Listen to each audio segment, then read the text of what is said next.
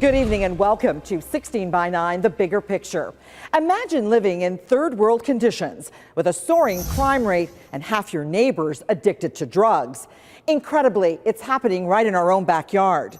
Tonight, a 16 by 9 exclusive. Our Sean Mallen brings you the shocking story.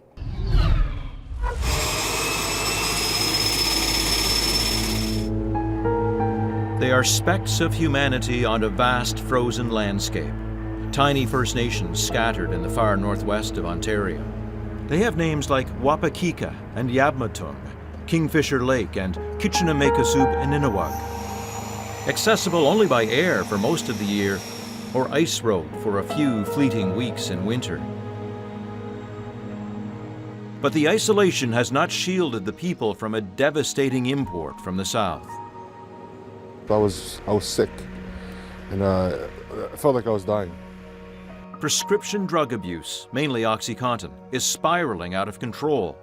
And the chief of the KI First Nation, Donnie Morris, says it's dwarfing the old afflictions of gas sniffing and alcoholism. This is different and it's worse. It cripples families, it's crippling communities, and especially the leadership too. We just don't know how to deal with it.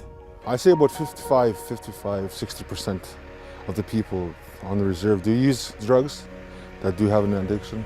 We agreed to not identify this man or his home community. He says he first tried OxyContin at a party in his early 20s. It wrecked his life. I was averaging about $400 a day, doing whatever I can to get my fix. Stealing from people, hurting people. I lost my job. I figured that drugs were more important than working. It was a story we heard repeatedly as we toured northwestern Ontario. Reserve after reserve told us that, astoundingly, more than half their people were hooked. Imagine the outcry if half the people of Toronto or Vancouver were addicted to a drug. People go without, no shelter, no food, and I think there's a lot of abuse that goes along with that too, right? OxyContin is an extremely addictive painkiller. Abuse is already a problem in the South, where pills sold illicitly go for $80 each. But up north, a single tablet goes for a stunning $400. Dealers sell a quarter pill for $100. This in communities where unemployment often tops 70% and many live on welfare. Addictions in all their forms have scarred First Nations for generations, but this is something new and insidious, exploding in just the last few years. And local leaders are powerless to stop the flow of drugs into their communities. That's a baby's blanket, isn't it? Yeah, there's oxys right here. In Kingfisher Lake, Chief James Mamakwa showed us just how brazen smugglers have become. These are real oxys. Yes, those are prescription drugs hidden in a baby's blanket. The tiny local police forces try to do checks of vehicles coming in on the ice roads, and the regional airlines are talking about baggage inspections, but they can't keep up. Chief Morris says gangs in Thunder Bay and Winnipeg are now in on the act. It's organized now, trying to take all the money out of our communities and make them dependent on them to supply drugs. The regional superintendent for the Ontario Provincial Police, Ron Van Stralen, says they have made some busts and managed in some places to choke off supply to a trickle, sending prices skyrocketing. We heard $400, but you're hearing up to $1,200 or $1,600 for one OxyContin. It's kind of a funny way of measuring success, though, I guess. It's a terrible way to measure success, but it is something. So, mix in poor people addicted to expensive drugs, and the result is inevitably crime. Chief Mamakwa says his community has been hit with a rash of break-ins and thefts. Does anyone in Ottawa know this is going on and taking an interest in this? I'm sure somebody does down there. I'm not sure if they care, to tell you the truth. You have to change the concept of where you're coming from. At the KI First Nation, they're not waiting for help from Ottawa. They set up their own detox center, funded from their own limited resources. It's our community problem, and as a community, I think we should deal with it. A half dozen people go through every month. It's cold turkey withdrawal, with some counseling mixed in with traditional healing methods. Well, my babies grew up half of the time with me being high. Melanie Beardy has 4 children, aged 1 to 13. She's been using for 5 years and says her 2 youngest have never seen her sober. All my income would go to that. and what I was depending on my family to feed my kids. She's here to change that, but kicking an addiction to OxyContin is no easy matter. I'm still thinking, what's one more line, right? One more, how would it feel? So now you're just about ready to graduate from here. Think you're going to make it? Think you're going to be able to stay off this stuff? You know, honestly, I believe I can do it.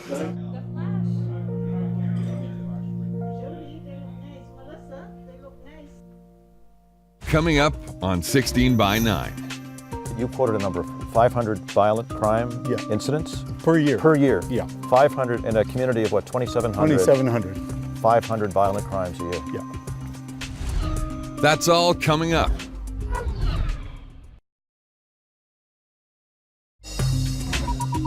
Welcome back to 16 by 9, the bigger picture. Entire communities in the frozen north where children are raised in filth and residents live without hope. Here again is our Sean Mallen with a first-hand look at one of the worst places to live in Canada.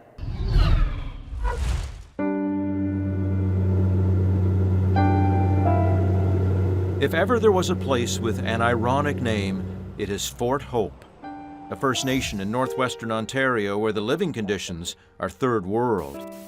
I first visited here in 1989, and this is part of the story I told back then.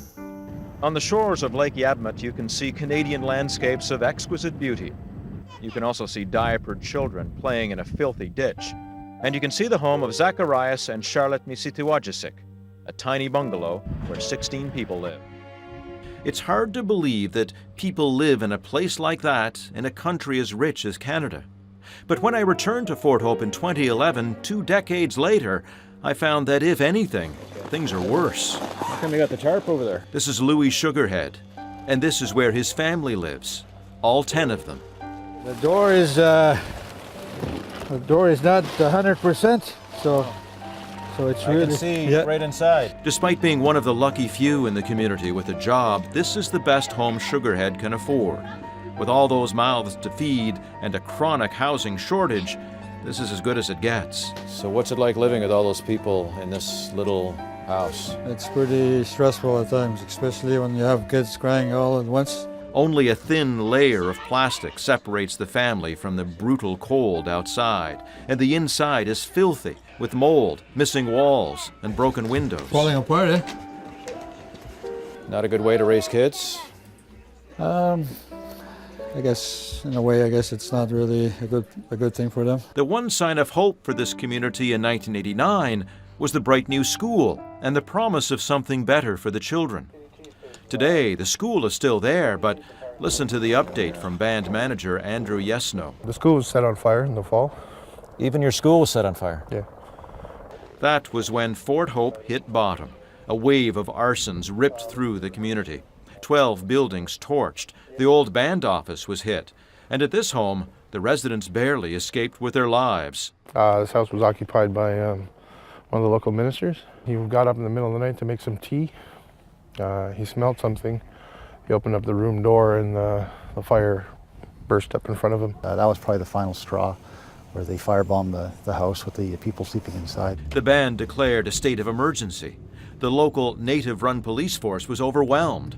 Constable Jason Baxter was in the middle of it. We'd have, within 5 days span, we'd have 28 to 30 calls for service. We'd have everything, arsons, we had a couple homicides, assaults, a lot of Republican talks. Desperate, the band called in the Ontario Provincial Police for backup, and things have settled down, for now. I think we stabilized what was happening, but we haven't solved anything. How do you keep up spirits when you're dealing with this kind of stuff? I don't know. That's hard. You go home and you struggle every day and you're wiped out. But you hope the next day is going to be a little bit better than the last. Just over the horizon is the possibility of better times. A giant mining play nicknamed the Ring of Fire is booming on the edge of Fort Hope's traditional lands. Prospectors have found rich deposits of chromite, a key element in stainless steel, possibly gold and copper too. But band councillor Charlie O'Keefe says his people aren't getting any real benefit from what could be a multi-billion-dollar development. Not right now, because the government's not even, they don't even know we exist up here. They don't even tell us that there is this activity that's taking place up north there. All of which leaves Louis Sugarhead and his family stuck in their deplorable house with little prospect of anything better. Do you think people pay enough attention to this kind of thing in the South? Not really. If they did, then I wouldn't be living in this situation. But as bad as the conditions are here in Fort Hope, we are about to go to a place that's worse. We ended our tour in Pikangikum, which might just be Canada's most dysfunctional community, a place stained by tragedy, hobbled by misfortune, and suffering from an astonishing level of violence. Like I've been to other reserves, and it's no comparison to here. Sergeant Jack McKay has been policing this region for 28 years and says Pikangikum is by far his most difficult assignment. Last year, we almost had 5,000 occurrences. 5,000? Yeah. Mm-hmm. How many people in this community? It's got to be 2,500 plus. So it's 2 occurrences per person here, Probably, basically. yeah, basically, if you look at it that way, yes. It's the most difficult spot, and it's the spot, in my opinion, in this area that needed the most care. Regional OPP Superintendent Ron Van Stralen keeps a close eye on Pikangikum, and for a good reason. What his officers deal with here is hard to believe. You quoted a number of 500 violent crime incidents. In what year was that? That was in 2008 and 2009, 2010. Over those 3 years? No, per year. Per year? Yeah. 500 in a community of what, 2,700? 2,700. 500 violent crimes a year. Yeah. To put it into perspective, that crime rate in Greater Toronto would mean more than 1 million violent crimes a year. And then there was the incident that happened last June 30th, 2010, at this building, the former police detachment. Accounts vary as to what actually happened, but it appears that a deaf man was arrested by a police officer. There's a report that the man tried to grab the officer's pistol and the policeman hit him to fend him off. Not long after, 200 people arrived here, surrounded the building, and they were angry. To be honest with you, yeah, it was a tough day. McKay was one of the officers in the middle of it. The mob literally marched the whole detachment of cops 2 kilometers out to the airport. I think there were a couple of rocks, to be honest, that were thrown towards us. Yeah, but anybody armed like sticks or bats, I did not see that. No. Pretty angry, though, were What's they? that? They were pretty angry. Yes, they were, to be honest, yes, they were. Crime, rampant alcoholism, and gas sniffing make Pikangikum a tough place to raise kids. The vice principal of the local school, Barry Owen, worries about the children, the ones he teaches, and the 6 of his own. So always be aware, 24/7. You have to see it every day. Yeah. Keep a close eye on your kids? Yeah. In the last decade, Pikangikum became known for its high rate of youth suicide. In 2009, 14 killed themselves, a rate more than 30 times higher than the national average. Some are my former students, 2 of them. It took a toll on me when I heard it. Principal Joanne Donnelly gave me a tour of the school. With all the problems in the community, it's not surprising that only about half the 800 school-aged kids attend class on most days. We have kids who call and say that they can't come to school because they have to watch the house because they're afraid that they'll be broken into by the gas snippers in town. For those who do show up, the facilities are woefully inadequate. It's kind of appalling. It's embarrassing. The old school burned down in 2007, and there's no sign Ottawa is ready to build a new one, leaving the children in cold, rickety portables that were supposed to be temporary. They've all got very, very poor insulation in it, so it's like every other day we've got frozen pipes or furnace is not working. Like this one here, the pipes have burst in there like 4 times in the last month. No gym, no library, no cafeteria. Even the bare necessities are missing. What do you do about this? You build a school. You need a school, I guess. But perhaps most appalling is the building specially designed for special needs kids. It's been closed since November because of a fuel spill. The kids that are supposed to be in here, we have kids who are blind, who are kids who are globally delayed, who are in wheelchairs or everything else, and they can't come to school. We wanted to ask the chief and council about all these issues. We called several times in advance with no response, and when we went to the band office, we hit a stone wall. Shut off the cameras until you go to After waiting for a few minutes, we were advised to go into a meeting room to ask for an interview. You're in the band council, sir? No. Oh, okay. I'm the enforcer. You're the enforcer? Yeah. Okay. We were told an elder had died and they were in mourning, so no interviews. Can anyone give clearance to talk here? I guess I'd have to come from the council. Like I said, they don't want to talk about it. Nobody wants to talk. That's final. And that was that. We headed for the airstrip and took off for home. Pikangikum keeps its secrets from outsiders. Its fellow First Nation Fort Hope cries out for help, but wonders if anyone is listening.